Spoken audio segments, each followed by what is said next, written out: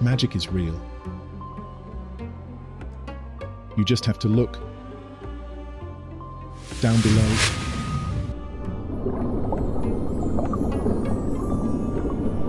Up above.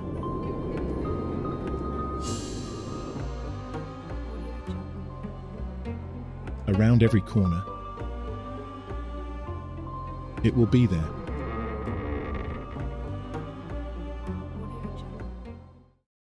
Hi, I am Zachary.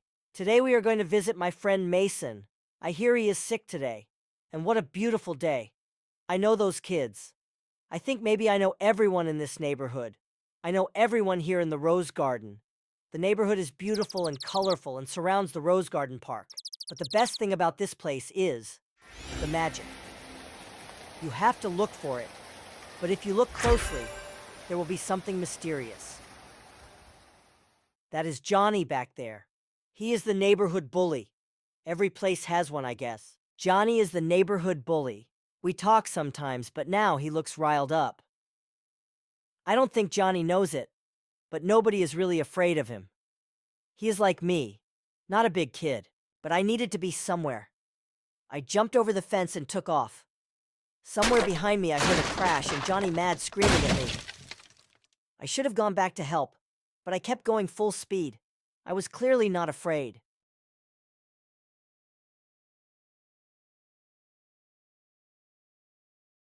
"Hi, Mason," I said when I got to Mason's house. He was sitting up in bed in his bedroom. I heard he was sick and asked him about that. He told me his skin turns hard sometimes. I touched him, but he felt normal. No, it only happens when I get mad.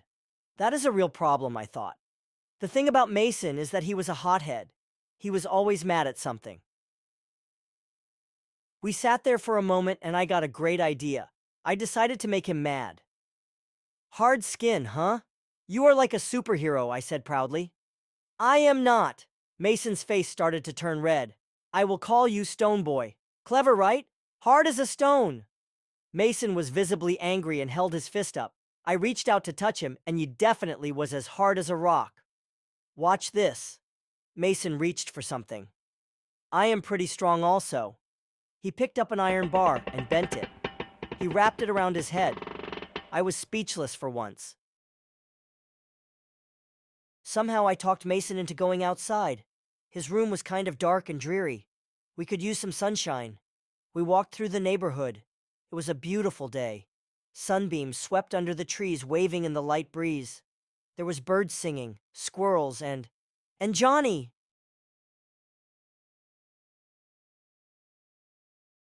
Oh no, Johnny again.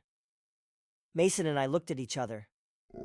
I was thinking about what to do when Mason stepped forward. He walked up to fight with Johnny. They stood face to face. Somehow, though, they just managed to knock each other's fists together. Mason was looking angry. I knew he was unhurt. Johnny, though, acted like he hit a brick wall, or maybe a stone wall. Johnny held up his hurt hand and ran off. Mason still looked angry and walked back to his home. Later that day, I was walking back to get my bike I had abandoned earlier. And guess what? It was Johnny. Again. This time he brought Beefy. Beefy was the biggest kid in the neighborhood. Not the smartest, but the biggest. I just needed a big friend right about then. But just then came a big shadow overhead. Johnny looked up into the sky. There was Frankenstein. He bent down to look at Johnny and Beefy. Beefy decided he wanted to be somewhere else and ran really fast. I stood there with Johnny. I thought that after 3 times today, he might be done with being a bully. I stood there face to face with Johnny. I asked him if he would like to be my friend. I think he will. Frankenstein was standing tall with my brother Sean on his shoulder. I charged him with a car charger a few days back. I wonder also if Sean has been recharging him. They walked away down the street. I guess I did have that big friend.